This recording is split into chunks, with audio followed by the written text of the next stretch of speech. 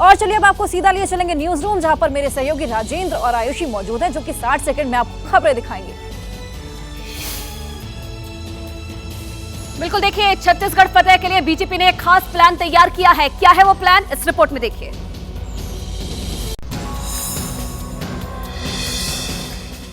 छत्तीसगढ़ में विधानसभा चुनाव घोषणा के पहले बीजेपी की चुनावी तैयारियां तेज हो गई है। कांग्रेस के सबसे बड़े दुर्ग और भेदने के लिए अमित शाह ने कमान खुद संभाल रखी है। अमित शाह के साथ बीजेपी अध्यक्ष जेपी नड्डा और राष्ट्रीय महासचिव बीएल संतोष ने रायपुर पार्टी मुख्यालय में वरिष्ठ नेताओं के साथ करीब 6 घंटे बैठक की। बैठक में विधानसभा चुनाव की तैयारियों पर चर्चा की गई है। इस मैराथन बैठक में बीजेपी उम्मीदवारों की दूसरी लिस्ट पर मंथन किया गया है। भारतीय जनता पार्टी जीतने योग्य प्रत्याशी देगी और जैसे प्रत्याशियों की सूची घोषित होगी आपको पता चलेगा कि कौन कौन चुनाव के मैदान में उतर रहे हैं। छत्तीसगढ़ में बीजेपी के सामने कमल खिलाने की चुनौती है और ये चुनौती इतनी बड़ी है कि पिछली बार के नतीजों में बीजेपी और कांग्रेस के बीच सीटों का फासला 56 था और इसीलिए बीजेपी ने इस बार तारीखों के ऐलान से पहले ही तैयारियों को धार दे रखी है। 30 तारीख यानी कल एक बार फिर पीएम छत्तीसगढ़ दौरे पर आ रही है। मध्य प्रदेश में टिकटों को लेकर जो सियासी बवाल शुरू हुआ है वो अभी थमा नहीं है। कैसे, वो आपको इस रिपोर्ट में दिखाते हैं। मध्य प्रदेश विधानसभा चुनाव के लिए बीजेपी के उम्मीदवारों की दूसरी लिस्ट जारी होते ही सियासत एकाएक गर्मा गई है। बीजेपी ने संगठन के बड़े चेहरे कैलाश विजयवर्गीय को उम्मीदवार बनाया है, जिसके बाद उनकी बेटी और मौजूदा विधायक आकाश विजयवर्गीय का टिकट कटने की आशंका पार्टी नेताओं को सताने लगी है। भोपाल में पार्टी कार्यालय पर पहुंची भारी भीड़ कोई और नहीं बल्कि विधायक आकाश विजयवर्गीय के समर्थक में है। तो पहले आकाश भैया को टिकट मिलना चाहिए, बस वही टिकट आकाश भैया को मिलना चाहिए। समर्थकों ने एमपी में बीजेपी चुनाव प्रभारी और केंद्रीय मंत्री भूपेंद्र यादव से मुलाकात की और विधायक आकाश के लिए टिकट की मांग की है। आकाश विजयवर्गीय के समर्थन में ये हजारों कार्यकर्ता इंदौर से बीजेपी कार्यालय आए थे। इन सभी की एक ही मत है कि आकाश विजयवर्गीय को टिकट मिलना चाहिए। पार्टी अब आकाश विजयवर्गीय को उम्मीदवार बनाएगी ये कहना मुश्किल है, लेकिन अगर टिकट कटा तो उनके समर्थन में इंदौर में बीजेपी के लिए बड़ी चुनौती बन सकते हैं। तो 5 राज्यों के चुनावी तारीखों का काउंटडाउन जारी है, जिसके लिए चुनाव आयोग की टीम लगातार मंथन कर रही है। राजस्थान की विधानसभा चुनाव को लेकर भारत निर्वाचन आयोग ने भी अपनी तैयारियां तेज कर दी है। इसी कड़ी में चुनाव आयोग का फुल कमीशन प्रदेश में 3 दिन प्रवास करेगा। चुनाव आयोग की टीम को मुख्य चुनाव आयुक्त राजीव कुमार, निर्वाचन आयुक्त अनूप चंद्र पांडे और निर्वाचन आयुक्त अरुण गोयल लीड करेंगे। आज चुनाव आयुक्त की टीम विधानसभा चुनाव को लेकर राजस्थान के मुख्य राजनीतिक दलों के प्रतिनिधियों के साथ बैठक करेगा। इसके बाद पुलिस, आयकर, आबकारी, परिवहन, वाणिज्यिक कर विभाग, रेलवे और एयरपोर्ट जैसे एनफोर्समेंट एजेंसियों के नोडल अधिकारियों से चर्चा करेंगे। प्रवास के दूसरे दिन मुख्य चुनाव आयुक्त के सामने राज्य के मुख्य निर्वाचन अधिकारी, राज्य पुलिस नोडल अधिकारी, केंद्रीय पुलिस बल के नोडल अधिकारी चुनाव से जुड़ी तैयारियों की प्रेजेंटेशन देंगे। प्रवास के आखिरी और तीसरे दिन चुनाव आयोग की टीम प्रदेश के मुख्य सचिव और डीजीपी के साथ चुनाव की तैयारियों पर समीक्षा करेंगे, जिसके बाद एक प्रेस कॉन्फ्रेंस की जाएगी। जिन 5 राज्यों में चुनाव होने हैं उनमें बिहार नहीं है, लेकिन वहां की सियासत में हर रोज कुछ नई हलचल दिखाई दे रही है। वो क्या है, इस रिपोर्ट में देखिए।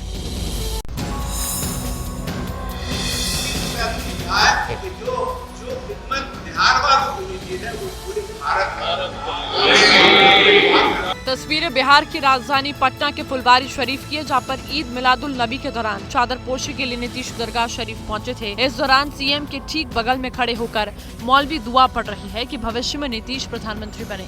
आपकी तवज्जो से जो सूबे बिहार का 18 साल वजीर आला रह सकता है, वो आपकी तवज्जो से भारत का वजीर आजम भी। नीतीश कुमार की तिकड़मी चाल में इन दिनों बिहार की सियासत उलझी हुई है। 25 सितंबर को नीतीश आरजेडी सुप्रीमो से मिलने के लिए 10 सर्कुलर रोड पहुंचे थे, लेकिन गुरुवार को लालू यादव नीतीश से मिलने सीएम हाउस पहुंच गए। करीब 30 मिनट की इस मुलाकात के बाद अटकलों का बाजार गर्म है और सियासी गलियारों में बिहार में बड़े बदलाव को लेकर चर्चा जोरों पर है।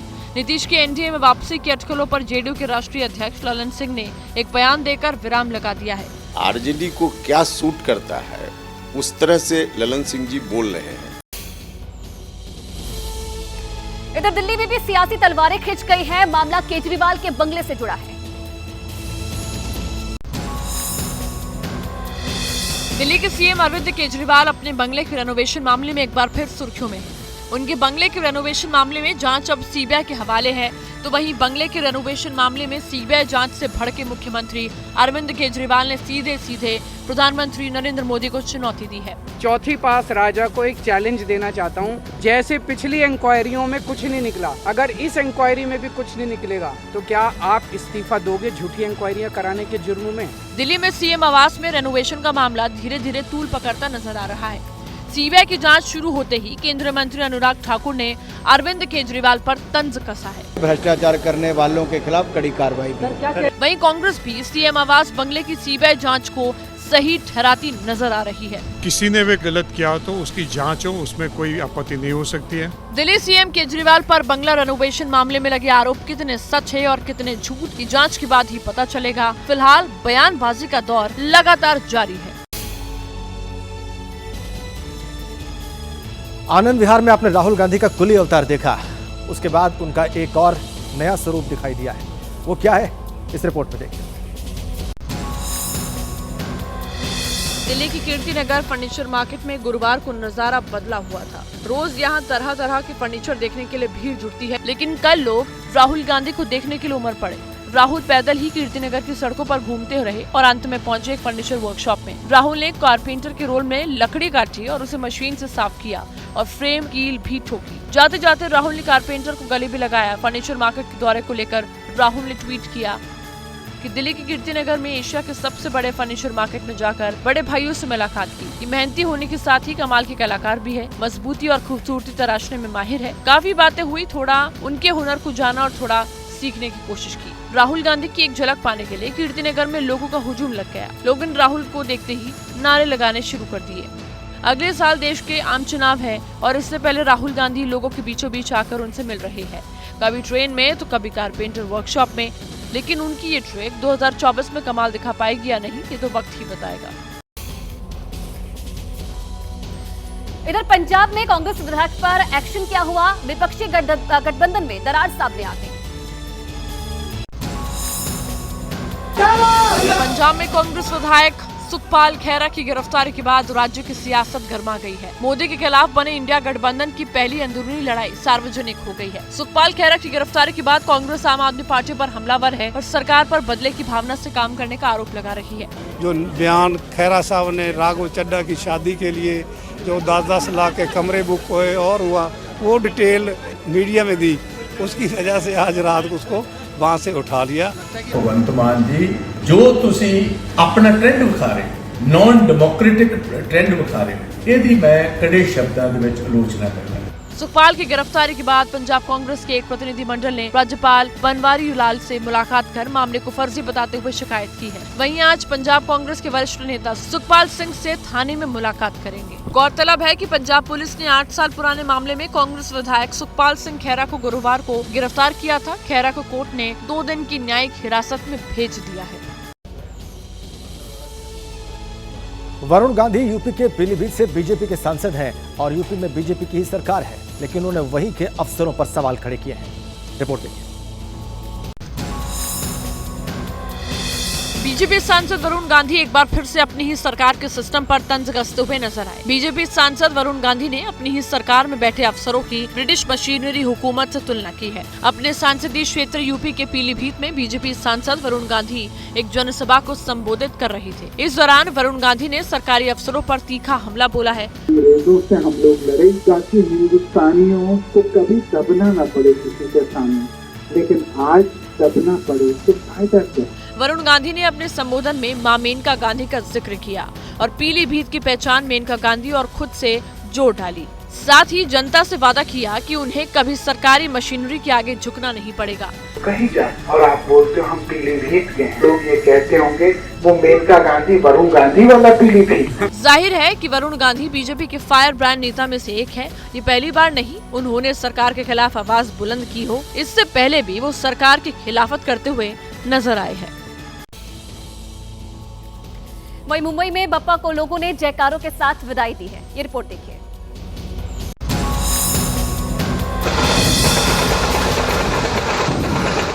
गणपति बप्पा मोरिया, अगले बरस तू जल्दी आ। यही विनती के साथ महाराष्ट्र समेत देश भर में बप्पा को विदाई दी गई। गणेश चतुर्थी से लेकर 10 दिनों के पूजा आराधना के बाद गुरुवार को अनंत चतुर्दशी के दिन बप्पा के विसर्जन के लिए मुंबई के चौपाटियों पर भक्तों का तांता लगा रहा। तस्वीरें मुंबई के प्रसिद्ध लालबाग के राजा के भव्य विसर्जन की है। यहां बप्पा की विदाई के दौरान आखिरी दर्शन के लिए भक्तों का सैलाब उमड़ा है। मुंबई में ज्यादातर बड़े गणेश मंडल बप्पा का विसर्जन गिरगांव चौपाटी में किया जाता है। भक्त भारी मन के साथ बप्पा को विदाई दे रहे हैं। हम आपको इस वक्त तस्वीरें दिखा रहे हैं मुंबई के लालबाग के इलाके की। लाखों की संख्या में जो भक्त हैं वो बप्पा को विदाई दे रहे हैं। बप्पा का आशीर्वाद लेने के लिए जुहू चौपाटी पर भी भक्तों की भारी भीड़ उमड़ती हुई दिखी। चलिए आगे बढ़ेंगे। इसी बीच एक बड़ी खबर आपको बता दें, जहां भारत के विदेश मंत्री एस जयशंकर ने अमेरिकी विदेश मंत्री एंटनी ब्लिंकन से मुलाकात की है। इस दौरान भारत की G20 अध्यक्षता की सफलता और पूर्वी यूरोप आर्थिक गलियारे की सहित कई मुद्दों पर बातचीत हुई है। वहीं मुलाकात के बाद विदेश मंत्री डॉक्टर एस जयशंकर ने पोस्ट किया है और लिखा है कि प्रधानमंत्री मोदी की जून की यात्रा के बाद ये व्यापक चर्चा हुई। दोनों देशों के बीच बेहतर संबंध बनाने को लेकर भी चर्चा हुई है। उन्होंने ये भी कहा कि जल्द ही 2+2 मीटिंग होगी। ब्रेक के बाद स्वागत है, नमस्ते भारत देख रहे हैं। अब आपको दिखाएंगे 3 मिनट में 30 खबरें। मुंबई में गणपति विसर्जन के दौरान बिजली गिरने से एक की मौत। गुजरात के आणंद में विसर्जन के दौरान करंट आने से 2 की मौत। गुजरात के बांसवाड़ा में गणपति विसर्जन में पलटी ट्रॉली, लोगों ने कूदकर बचाई जान। एमआरपी के ओरछा में गणेश विसर्जन के दौरान नदी में डूबने से 1 की मौत। एमपी के बैतूल में गणेश विसर्जन में भावुक भक्त का वीडियो सामने आया। हैदराबाद में बप्पा की विदाई में पुलिसकर्मियों ने जमकर डांस किया। पुणे में गणेश विसर्जन के दौरान धूमधाम से निकाली गई शोभा यात्रा। मुंबई में थाईलैंड के श्रद्धालुओं ने किया बप्पा का विसर्जन। जम्मू कश्मीर में पाकिस्तानी ड्रोन को रोकने के लिए लगाए गए जैमर। एमपी के उज्जैन में रेप का आरोपी गिरफ्तार। कच्छ में ड्रग तस्करों से 800 करोड़ की कोकीन बरामद। संभल में महिला टीचर पर छात्र को पिटवाने का आरोप। दिल्ली में ज्वेलरी शोरूम से लूट की वारदात सीसीटीवी में कैद। एमपी के रायगढ़ में जमीन विवाद में बुजुर्ग की पिटाई। गाजियाबाद में महिला से छेड़खानी करने वाला आरोपी गिरफ्तार। राजस्थान में 2 तस्करों के पास से 300 किलो चांदी, 24 लाख कैश बरामद। यूपीएसटीएफ ने अशरफ के साले सद्दाम को किया गिरफ्तार। आगरा एक्सप्रेसवे पर रिश्तेदारों के इशारे पर हुई लूट की वारदात। आगरा में चेन स्नैचर का एनकाउंटर, बदमाश के पैर में लगी गोली। मथुरा में नाबालिग के साथ दरिंदगी, रेप का आरोपी गिरफ्तार। और चलिए इसी बीच एक अच्छी और बड़ी खबर आ रही है जो कि आपको बताएं। एशियन गेम्स में भारत की आज की शुरुआत गोल्ड से हुई है। जी हां, बड़ी खबर, इस बार एशियन गेम्स में भारत की आज की शुरुआत गोल्ड से हुई है। 50 metre rifle men's team event में भारत को गोल्ड मेडल मिला है। ऐश्वर्य प्रताप, स्वप्निल कुसली और अखिल की जोड़ी को गोल्ड मेडल मिला। आपको बताएं, 50 metre rifle men's team event में भारत को ये गोल्ड मेडल मिला है। तो आज की शुरुआत गोल्ड मेडल से हुई है एशियन गेम्स में। बड़ी और अच्छी खबर, 50 metre rifle men's team event में भारत को यहां पर गोल्ड मिला है। बिल्कुल, आरजेडी सांसद मनोज झा ऐसे विवादों में पड़ गए हैं कि लालू प्रसाद यादव को उनकी ढाल बनकर सामने आना पड़ा। और देखिए, आरजेडी में ऐसी राजनीति हुई है, बिहार में जाति को लेकर ऐसी सियासत हुई है कि देखिए खुद जो लालू प्रसाद यादव हैं वो ढाल बनकर आए हैं। आरजेडी के अंदर विरोध के सुर उठने लगे, लेकिन जैसे ही लालू प्रसाद यादव ने मोर्चा संभाला, जो विरोध के सुर थे वो हल्के पड़ गए। कुआं ठाकुर का, पानी ठाकुर का, खेत खलिहान ठाकुर के, गली मोहल्ले ठाकुर के, फिर अपना क्या, गांव, देश, शहर। बिहार की सियासत जातियों के मक्कड़ जाल में कितनी उलझी है, यह आरजेडी सांसद मनोज झा की संसद में पढ़ी गई ठाकुर का कुआं कविता से साबित हो गया है। कविता में ठाकुर का जिक्र था, लिहाजा बात जाति पर आ गई। मनोज झा के खिलाफ उन्हीं की पार्टी के विधायक और बाहुबली नेता आनंद सिंह के बेटे चेतन आनंद ने मोर्चा खोल दिया है। अब ऐसे में लालू यादव को खुद मोर्चा संभालना पड़ा। मनोज झा जी विद्वान आदमी है, सही बात को बोले कोई राजपूतों के खिलाफ उन्होंने नहीं कहा। एक तरफ आरजेडी के राष्ट्रीय अध्यक्ष लालू यादव ने कविता से मनोज झा को क्लीन चिट दी, तो आनंद मोहन को चुभने वाली बात भी कह दी। दे रहे हैं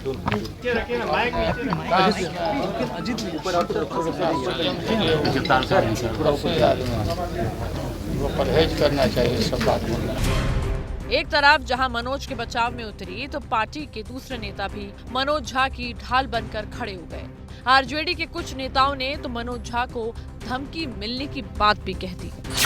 आनंद मोहन जी बताएं, भारतीय जनता पार्टी के जो एमएलए लोग सब जीत के आया है, जो भाजपा का एमएलए ब्राह्मण के वोट पर जीत के आया है, वो लोग बताए कि वो हत्या करना चाहता है ब्राह्मण का। सब लोग यही ना बोल रहे हैं, कोई बोलता है हत्या कर देंगे, कोई बोल रहा है हम जीभ खींच लेंगे। यही नहीं, ऋषि मिश्रा ने गृह मंत्री अमित शाह को चिट्ठी लिखकर सांसद मनोज झा को वाई श्रेणी की सुरक्षा की मांग की। आरजेडी का दावा है कि मनोज झा के कविता पाठ के बाद कई और नेता धमकी भरे अंदाज में बयान दे रहे हैं। हालांकि ऐसे ही बयान फिर सामने आए हैं। आपका निशाना क्या है, आप चाहते क्या है? अगर इस साजिश को आरजेडी का शीर्ष नेतृत्व जितना जल्दी समझ ले, उनका उतना भला होगा। ये राजपूत वो भी है जो सेकंड नहीं लगेगा, आपका गर्दन उतार करके आपके हाथ पर रख देंगे। बिहार की राजनीति जातीय समीकरण के इर्द गिर्द चलती है। गोटी सटीक बैठ गई तो सूबे की सत्ता और समीकरण गड़बड़ाया तो विपक्ष में बैठने का मिलना तय है, क्योंकि बिहार में करीब 15% अगड़ी जातियां हैं, जबकि 52% ओबीसी और 16% दलित है। राज्य में 17% मुस्लिम भी है, जो सत्ता बनाने में अपने रोल अदा करते हैं। सबसे खास फैक्टर पासवान निभाते हैं, जो राज्य में 6% है। बिहार में लोकसभा चुनाव का 1 साल बाकी है, लेकिन जिस तरह से जाति पर संग्राम छिड़ा है, वो चुनावी मुद्दा बन सकता है, क्योंकि मनोज झा ने जिस अंदाज में अपनी बात रखने के लिए सदन में कविता की लाइनें कही, उनको इस बात का अंदाजा नहीं रहा होगा कि बात इस हद तक बढ़ जाएगी। और अब रुक करेंगे देश से जुड़ी तमाम बड़ी खबरों का 2 मिनट में। दिल्ली में बीजेपी नेताओं की बड़ी बैठक। जेपी नड्डा ने बीजेपी महामंत्रियों की बैठक बुलाई। चुनावी राज्यों को लेकर होगी चर्चा। शनिवार रविवार को हो सकती है बीजेपी केंद्रीय चुनाव समिति की बैठक। विधानसभा चुनावों के लिए उम्मीदवारों पर होगा मंथन। महिला आरक्षण को लेकर सरकार को घेरने में जुटी कांग्रेस। आज देश भर में 16 शहरों में प्रेस कॉन्फ्रेंस करेंगी महिला नेता। रमेश बिधूड़ी को राजस्थान चुनाव में बीजेपी ने दिया टोक का प्रभार। टोक सीट से कांग्रेस से सचिन पायलट हैं विधायक। पटना में लालू नीतीश की हुई मुलाकात। लोकसभा चुनाव, विपक्षी एकता और बिहार में सीट बंटवारे के फॉर्मूले पर हुई बातचीत। एमपी विधानसभा चुनाव के लिए बीएसपी की दूसरी लिस्ट में 9 उम्मीदवारों के नाम। 10 अगस्त को बीएसपी ने जारी की थी पहली लिस्ट। बिहार के पूर्व मुख्यमंत्री जीतन राम मांझी का नीतीश पर निशाना। कहा घमंडिया गठबंधन कांच के शीशे की तरह दरक गया। रिपब्लिकन पार्टी का जयंत को एनडीए में शामिल होने का न्योता। आरपीआई नेता पवन भाई गुप्ता ने इंडिया गठबंधन को बताया अलीबाबा 40 चोर। यूपी बीजेपी अध्यक्ष ने इंडिया गठबंधन को बताया सीजनल। मेरठ में बोले भूपेंद्र चौधरी, बीजेपी हमेशा जनता के बीच रहती है। तेलंगाना में भारतीय राष्ट्र समिति को लगा झटका। बीआरएस के 3 नेताओं ने ज्वाइन की कांग्रेस। एनडीए के दलों की चुनावी तैयारी। रांची में आज all Jharkhand students union party का 3 दिवसीय सम्मेलन। आगामी चुनाव पर होगा मंथन। आज से संघ प्रमुख मोहन भागवत का गुजरात दौरा। 1 अक्टूबर तक कई बैठकों में होंगे शामिल। पश्चिम बंगाल का शिक्षक भर्ती घोटाला। ईडी ने टीएमसी नेता अभिषेक बनर्जी को फिर भेजा समन। 3 अक्टूबर को पेश होने को कहा। पंजाब में किसानों के प्रदर्शन का आज दूसरा दिन। पहले दिन किसान आंदोलन की वजह से कम 90 ट्रेन प्रभावित। एशिया के सबसे बड़ी फर्नीचर मार्केट में राहुल दिल्ली की कीर्तिनगर में कारीगरों से मुलाकात की। कहा ये मेहनती और कमाल के कलाकार। एमपी के छतरपुर में आदिवासियों के साथ अखिलेश ने खाया खाना। गरीब परिवार को आर्थिक मदद।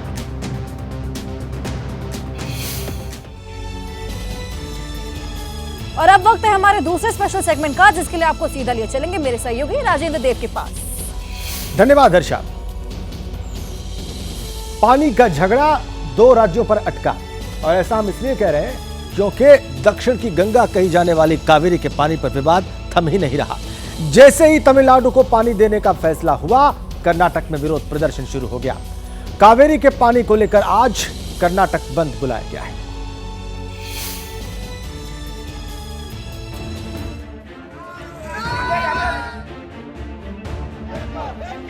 जीवन में पानी की अहमियत से तो हर कोई वाकिफ है। अगर पानी नहीं तो जीवन नहीं। अब पानी को लेकर 2 राज्य आमने सामने आ गए हैं। दक्षिण भारत की गंगा कही जाने वाली कावेरी नदी के पानी को लेकर धरना प्रदर्शन चल रहा है। तमिलनाडु और कर्नाटक में लोग पानी के लिए धरना प्रदर्शन कर रहे हैं। ये 2 तस्वीरें 2 अलग अलग राज्यों के अलग अलग शहरों की है। कावेरी नदी का पानी छोड़े जाने के खिलाफ कर्नाटक में जारी विरोध प्रदर्शन के बीच कई संगठनों ने कर्नाटक बंद बुलाया है। किसानों के संगठन कन्नड़ ओक्टा ने कर्नाटक में शाम तक बंद बुलाया है। इस दौरान पूरे कर्नाटक में जुलूस निकाले जाएंगे। संगठनों ने बंद के दौरान सड़क, रेल, हवाई यातायात ठप करने का भी ऐलान किया है। कन्नड़ ओक्टा के बंद का बीजेपी और जेडीएस ने समर्थन दिया है। कर्नाटक के दक्षिणी हिस्से में बंद का सबसे ज्यादा असर रहने की संभावना है। कर्नाटक के कई हिस्सों में पिछले 15 दिनों से प्रदर्शन चल रहा है।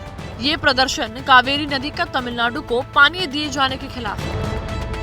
Water issue is an emotional issue for everybody. My conviction is that only 2 governments sit together earnestly, without politics, then they can sort out the matter. जिस कावेरी नदी के पानी को लेकर विवाद हो रहा है, वो भी जानना बेहद जरूरी है कि आखिर लोग सड़कों पर क्यों उतरे हैं। कावेरी जल विवाद 140 साल से भी ज्यादा पुराना है। कावेरी जल बंटवारा विवाद लंबे समय से कर्नाटक और तमिलनाडु के बीच एक भावनात्मक मुद्दा बना हुआ है। विवाद सबसे पहले 1881 में शुरू हुआ था, जब कावेरी नदी पर बांध बनाने का फैसला किया गया था। सालों तक ऐसे ही विवाद चलता रहा। फिर आजादी से पहले 1924 में कावेरी नदी के पानी को लेकर एक समझौता हुआ। समझौते के तहत तमिलनाडु को 177 टीएमसी पानी मिला था। आजादी के बाद 1972 में केंद्र सरकार ने कमेटी बनाई। कमेटी की रिपोर्ट के आधार पर कावेरी नदी के पानी के चारों दावेदारों में तमिलनाडु, कर्नाटक, केरल, पुडुचेरी के बीच 1976 में एक समझौता हुआ, लेकिन इस समझौते का पालन नहीं हुआ और विवाद चलता रहा। कावेरी जल विवाद जब ज्यादा बढ़ा तो 2 जून 1990 को कावेरी जल विवाद ट्रिब्यूनल का गठन किया गया। ट्रिब्यूनल ने फैसला किया कि समझौते के तहत तमिलनाडु को तय हिस्सा मिलेगा। अब जिस कावेरी नदी के पानी को लेकर विवाद है, उसके बारे में जानना बेहद जरूरी है। कावेरी नदी कर्नाटक के कोडागु जिले से निकलती है और तमिलनाडु व पुडुचेरी से होती हुई बंगाल की खाड़ी में गिरती है। कावेरी नदी की लंबाई तकरीबन 750 किलोमीटर है। ये नदी कुशालनगर, मैसूर, श्रीरंगपटना, तिरुचिरापल्ली, तंजावुर और मयिलादुथुरई जैसे शहरों से गुजरती है। दरअसल ये विवाद उस वक्त शुरू हुआ जब तमिलनाडु को पानी देने का फैसला दिया। कावेरी जल प्रबंधन प्राधिकरण ने कर्नाटक को 15 दिनों के लिए तमिलनाडु को रोजाना दिन 5000 क्यूसेक पानी छोड़ने का आदेश दिया। CWUAM के आदेश के बाद पूरे कर्नाटक में किसान विरोध प्रदर्शन करने लगे। वहीं सुप्रीम कोर्ट ने कावेरी जल प्रबंधन प्राधिकरण के आदेश में हस्तक्षेप करने से इनकार कर दिया, क्योंकि सुप्रीम कोर्ट ने 2018 में तमिलनाडु के लिए 177 टीएमसी पानी छोड़ने का आदेश दिया। एक तरफ जहां विरोध प्रदर्शन चल रहा है, तो वहीं इस पर सियासत भी गरमाई हुई है। बीजेपी के सांसद तेजस्वी सूर्या ने कावेरी जल विवाद को लेकर कर्नाटक सरकार पर निशाना साधा है। वहीं कर्नाटक के सीएम सिद्धरामैया ने सभी पक्षों से इस मुद्दे पर राजनीति न करने की अपील की है। It's most unfortunate that BJP and Kaveri जल विवाद का मुद्दा इतना तूल पकड़ चुका है कि कर्नाटक के कई शहरों में धारा 144 भी लगानी पड़ी है। लोगों से अपील की जा रही है कि वो शांति बनाए रखें।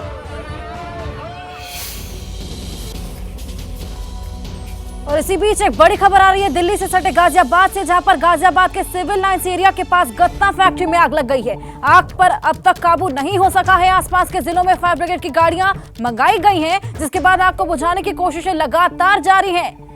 तो आसपास के जिलों में फायर ब्रिगेड की गाड़ियां मंगाई गई हैं, जिसके बाद अब लगातार आग को बुझाने की कोशिशें की जा रही हैं। साथ ही आपको बता दें कि गत्ता फैक्ट्री थी जिसमें आग लगी। देखिए तस्वीरें भी हम आपको दिखा रहे हैं। गाजियाबाद के सिविल लाइंस एरिया में ये एक गत्ता फैक्ट्री बनी हुई है जिसने आग पकड़ ली। देखिए आग कितनी भीषण है और आप देखिए किस तरीके से फायर ब्रिगेड की गाड़ियां वहां पर मंगवा ली गई हैं और अब यहां पर लगातार आग को बुझाने की कोशिश की जा रही है।